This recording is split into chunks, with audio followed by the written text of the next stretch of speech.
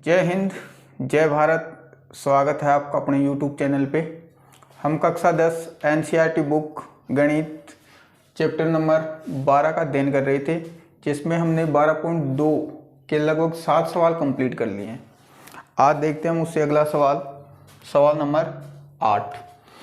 अब ये सवाल दिया है, एक वर्गाकार खेत है जिसकी भुजा है 15 मीटर और इसके एक कोने पर एक घोड़े को एक रस्सी द्वारा बांधा जाता है और रस्सी की लंबाई दे रखी है आपको 5 मीटर। तो आपसे दो सवाल पूछेगी। पहला तो है कि घोड़ी द्वारा चरा गया क्षेत्रफल, कि कितने क्षेत्रफल में घोड़ा चर सकता है, और दूसरा है अगर हम रस्सी की लंबाई 5 मीटर से 10 मीटर बढ़ा देते हैं तो क्षेत्रफल में कितनी वृद्धि हो जाएगी। तो आइए स्टार्ट करते हैं इसको। या इस कोने पे मान लो आपने घोड़े को बांध दिया, तो घोड़ा जितनी उसकी रस्सी की लंबाई होगी वहां तक चल सकता है इस वाले क्षेत्रफल में। अब देखो, हम जानते हैं कि वर्ग है तो वर्ग के चारों कोण कैसे होंगे? समकोण। अब ये बन जाएगा आपके एक वर्त का चतुर्थांश। अगर मैं इस पूरे वर्त को बनाना चाहूं तो ये पूरा वर्त इस तरीके से बन जाएगा। हमें दिया है एक चतुर्थांश, तो चतुर्थांश में एक कोण थीटा का मान तो हो जाएगा 90 डिग्री, और जो ये रस्सी की लंबाई दे रखी है वो काम करेगी आपकी वर्त की त्रिज्या का। तो ये एक तरीके से किसका हो जाएगा? त्रिज्यखंड का क्षेत्रफल। तो रेडियस तो हो जाएगी आपकी 5 मीटर, और थीटा त्रिभुज वर्ग के सभी कोण कैसे होते हैं? समकोण। तो थीटा हो जाएगा आपका 90 डिग्री। अब हमें निकालना पहला, घोड़ी द्वारा चर सकने वाला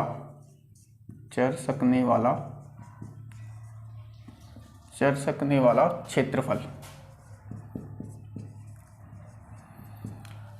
अब देखो, चर सकने वाला क्षेत्रफल अगर हम इसे पूरा वर्त मानते हैं तो ये एक वर्त का एक चतुर्थांश हो गया। थीटा अपने पास में है, रेडियस है, तो त्रिज्यखंड का क्षेत्रफल के सूत्र से हम इसको ज्ञात करेंगे। तो त्रिज्यखंड का क्षेत्रफल कितना हो जाएगा? पूरे वर्त का देखते हैं तो पाई आर स्क्वायर।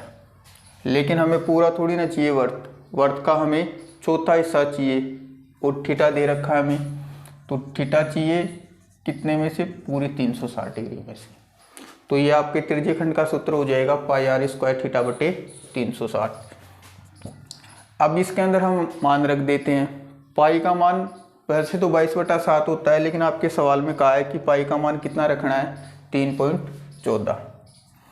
अब 3.14 दो अंकों के बाद में पॉइंट है तो नीचे 100 लगा देंगे और पॉइंट को हटा देंगे। आर दे रखी है आपको 5 मीटर, तो आर स्क्वायर है तो 5 को 2 बार गुणा कर देंगे। थीटा का मान हो गया आपके पास में 90/360। अब इसको सोल्व करेंगे तो 90 से इसको काटोगे 4 बार, इसको गुणा करेंगे 25 को इससे काटोगे 4 बार। अब ऊपर तो आ गया आपका 314 बच गए, और नीचे 4 और 4 4 चौक 16 सेंटीमीटर स्क्वायर। सॉरी, मीटर में दे रखा है तो मीटर स्क्वायर। 314/16 मीटर स्क्वायर ऐसा क्षेत्रफल है जहाँ पे घोड़ा चल सकता है। अब इसी के अंदर दूसरा सवाल पूछा है कि अगर ये जो घोड़ा बंधा हुआ है, रस्सी की लंबाई 5 मीटर है, अगर 5 मीटर से हम 10 मीटर कर देते हैं, तो 10 मीटर कर देते हैं तो ये घोड़ा फिर यहाँ तक चल सकता है। तो अब क्षेत्रफल में जो वृद्धि होगी वो वृद्धि हमें निकालनी है। तो अब दोबारा इसी को देखते हैं। आर तो अब कितनी हो जाएगी? रस्सी की लंबाई पहले 5 थी, अब 5 और बढ़ गई तो 10 मीटर, और थीटा का मान तो वही रहेगा 90 डिग्री। तो घोड़े द्वारा चर सकने वाला क्षेत्रफल,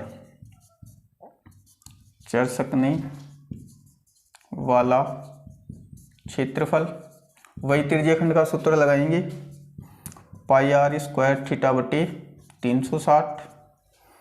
पाई का मान 3.14, 314/100, आर कितनी हो जाएगी अब आपकी 10, तो आर स्क्वायर है तो 10 इंटू 10, थीटा 90/360।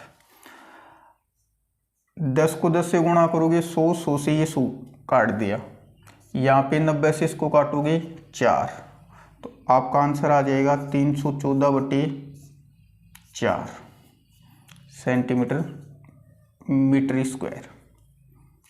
अगर हम उसकी लंबाई बढ़ा देते हैं तो घोड़ा द्वारा चला गया क्षेत्रफल कितना होगा 314/4।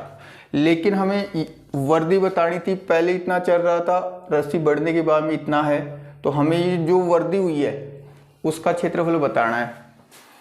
तो क्षेत्रफल में वृद्धि,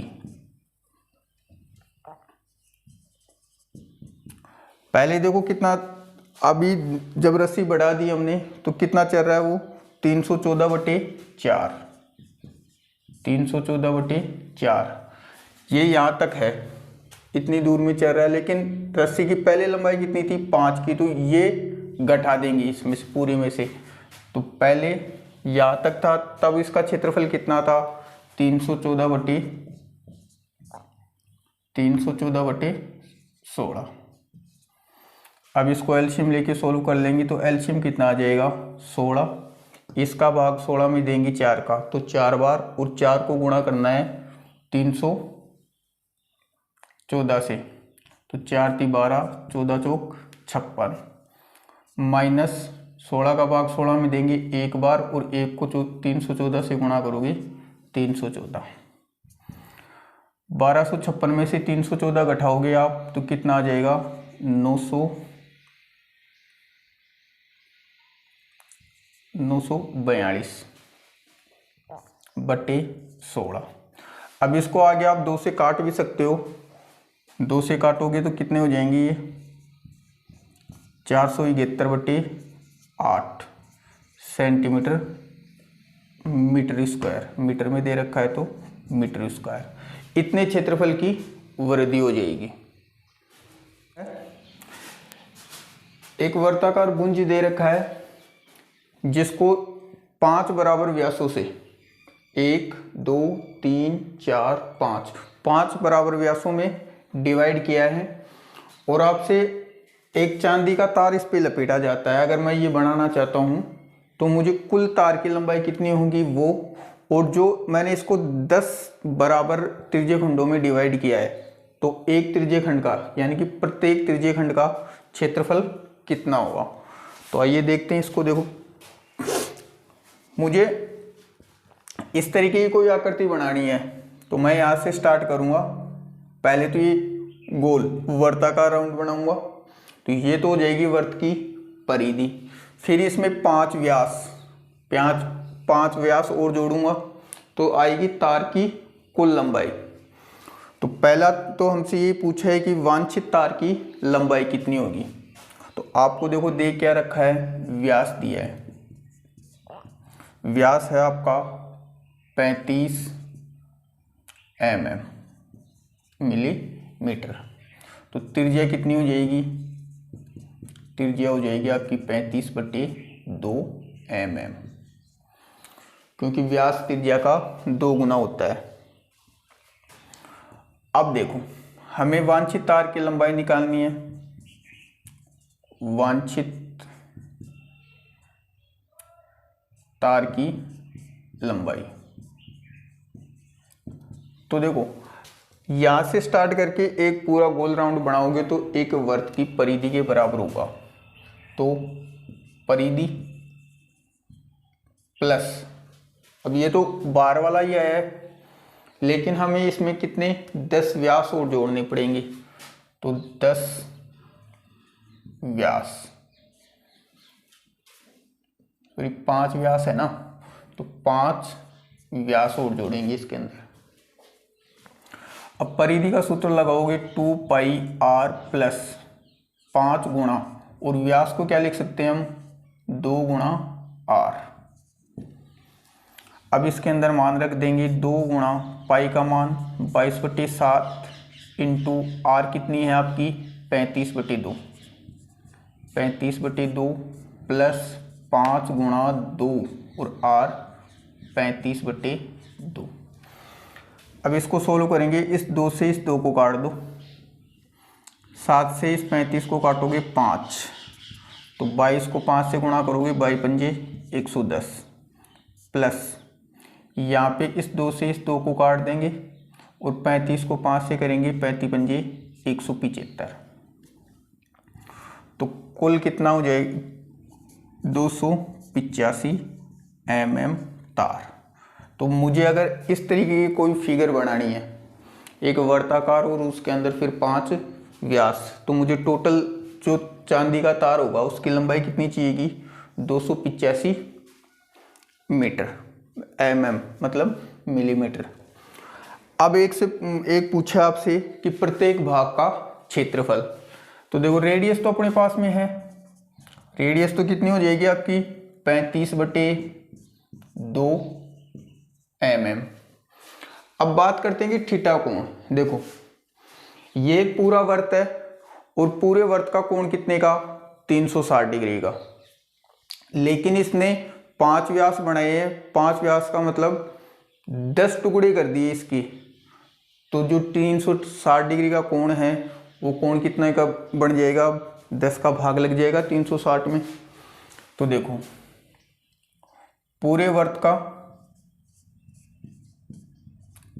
वर्त का अगर देखा जाए, पूरे वर्त का कोण तो कितना 360 डिग्री, लेकिन हमने इसके कितने टुकड़े कर दिए 10, तो प्रत्येक भाग का कोण या थीटा, देखो 360 पूरे का था और हमने 10 टुकड़े किए हैं, इसका मतलब 10/10, तो कितना आ जाएगा 36 डिग्री। अब आप इसको देख रहे होगे यहाँ पे, जैसे यही भाग ले लेते अपन, ये कोण कितने का 36 डिग्री का, ये हो जाएगी इसकी रेडियस 35/2, और हमें इस भाग का क्षेत्रफल निकालना है, मतलब त्रिज्य खंड का क्षेत्रफल निकालना है। तो यहाँ पे लिखोगे प्रत्येक भाग या त्रिज्य खंड बोल दो, त्रिज्य खंड का क्षेत्रफल, और त्रिज्य खंड का सूत्र क्या होता है πr² θ/360। यहाँ पे पाई का मान रखोगे आप 22/7, आर का मान हो जाएगा आपका 35/2 इंटू 35/2 गुणा थीटा कितना है 36/360। अब इसको सोल्व कर लेंगे। देखो इसको काटोगे तो कितनी बार जाएगा 10 बार, 7 से इसको काटोगे 5 बार, 7 पंजू 35, इसको काटोगे यहाँ पे 11। अब देखो ऊपर क्या बचा है, एक तो 35 बच गया, एक 5 और एक 11, 11 गुणा 35 को मैं 5 से गुणा करके लिखता हूँ 175, नीचे कितने हैं 2 और 0, 2 और 10 20, 11 से 175 को गुणा करोगे 5 2 8 और 1 9 और 1 1925/20। अब आप इसको आगे सोल्व करोगे, 2 का भाग देके, एक 0 है तो एक अंक छोड़ के पॉइंट लगा देंगे, तो 9 और यहाँ पे हो जाएगा 6 4 और फिर 0.5। अब देखो नीचे एक 0 भी था तो ये पॉइंट एक अंक इधर के सर जाएगा, mm में था तो mm²। यह आपका प्रत्येक भाग या प्रत्येक त्रिज्य खंड का क्षेत्रफल आ जाएगा।